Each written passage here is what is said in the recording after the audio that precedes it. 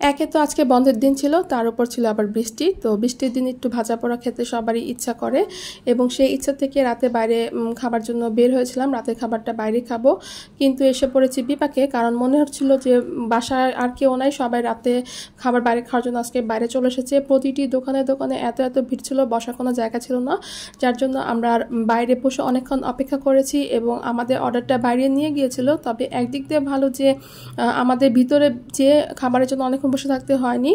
ভিতরে যাওয়ার পরপরই একটার পর একটা খাবার আমাদের সার্ভ করা হচ্ছিল। আর যে খাবার আমাদের ভালো লাগে সেই জায়গাটা যদি আমাদের বাসা থেকে দূরে হয়, সেখানে আমরা বারবার যাই। এর আগে আমরা এখানে কয়েকবার খেয়েছি, খাবার টেস্ট অনেক ভালো ছিল, কিন্তু আজকে একটু হতাশ, কারণ আজকে হয়তো মানুষের চাপ খুব বেশি ছিল, কাস্টমার বেশি দেখে আমাদের সেরকমভাবে খাবারটা সার্ভ করতে পারেনি। তো আজকে আমাদের খাবারটা তেমন একটা ভালো লাগেনি। আবার শান্তিতে যে বসে রিল্যাক্সভাবে খাওয়া হয়ে ওঠে নাই, কারণ আমরা খাচ্ছিলাম, আরও কয়েকজন আমাদের পাশে দাঁড়িয়েছিল যে আমরা উঠে যাব, তারপর তারা বসবে।